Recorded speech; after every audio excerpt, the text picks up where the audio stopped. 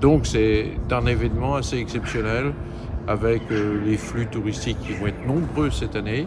On espère qu'en effet on va battre des records de fréquentation.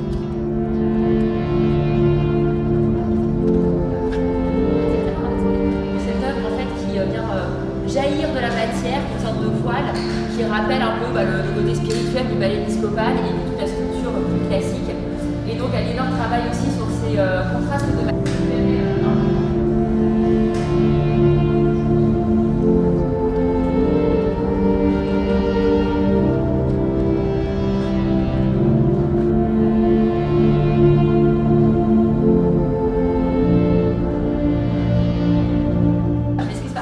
Tout n'est pas encore parfaitement optimal, mais chaque œuvre est accrochée. Maintenant, on est vraiment dans les petites finalisations. C'est exceptionnel, puisque c'est un des plus beaux musées d'art moderne de France.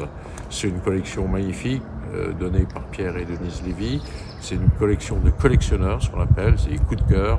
Et c'est vrai que c'était très attendu, parce que c'est une rénovation complète du musée. On a déjà, pour l'année 2023, on a égalé un record, celui des entrées et des visiteurs d'avant la fermeture.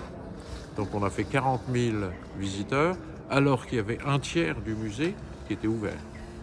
Donc ça veut dire qu'il y a beaucoup d'attentes, et avec la rénovation complète, on espère évidemment beaucoup plus de visiteurs, un doublement des visiteurs pour cette année 2024, avec surtout la grande exposition internationale, puisque le but, c'est évidemment de proposer chaque année une grande exposition internationale. Les prochaines sont déjà planifiées pour attirer le plus de visiteurs possible. Ici, dans la cheminée ancienne, on ouvre le parcours avec une acquisition qui n'a rien à voir avec la donation Pierre et Denise Lévy. C'est une œuvre d'Ousmane Sow, un grand lutteur un peu l'art du verre dans les années 50 à Biot, et qui vient en regard de la collection de verrerie très importante du musée de Maurice Marino. Donc c'est très différent, on ne les présente pas du tout à côté, mais voilà, c'est une autre donation. Et en fait, les Lévy ont collectionné beaucoup de verres, de céramique, de verre, c'est une des originalités de la collection.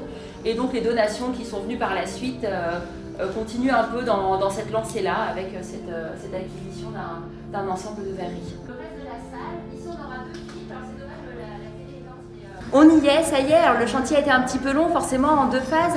C'est vrai que c'est un monument historique qu'il a fallu adapter pour l'accessibilité PMR. C'est des travaux qui sont un petit peu lourds. Il y a eu tous les événements Covid, etc. Mais on avait déjà pu réouvrir pour moitié en 2022. Donc c'était déjà très bien de retrouver une vie de musée ouvert. Et puis là, voilà, ça s'achève tout bien et on est vraiment ravis de rouvrir entièrement. Alors il y a plein de nouveautés. Il y a une salle maintenant consacrée aux collectionneurs, c'est nouveau. Et surtout, il y a deux espaces monographiques pour Maurice Marino et André Derain. Les Marino sont rétroéclairés, donc on les redécouvre. Voilà, toute la scénographie, l'éclairage change complètement. Et on a aussi un grand mur qui scénographie nos 76 sculptures d'André Derain sur un grand mur en damier champenois. Donc on a vraiment joué ce lien entre les collections du musée et l'architecture ancienne du bâtiment qui est donc l'ancien palais épiscopal. Est-ce qu'on aura également des nouvelles œuvres à découvrir ou c'est juste entre guillemets un réaménagement et des gros travaux de... C'est surtout un réaménagement. Il y a eu quand même quelques donations, notamment des œuvres de Parveen Curie, des dépôts. Donc il y a quelques nouvelles œuvres, mais c'est vrai que le cœur du projet, c'est surtout de mieux valoriser cette belle donation qui était à l'origine du musée. On a cette sculpture aussi d'Ousmane Sow qui est dans la cheminée. Est-ce qu'on peut dire un petit mot là-dessus? Oui, le parcours s'ouvre donc sur une grande sculpture d'Ousmane Sow, un lutteur Nouba, qui est une des acquisitions phares du musée, acquise en 90, donc premier musée de France à avoir acquis un Ousmane Sow avant qu'il devienne mondialement connu.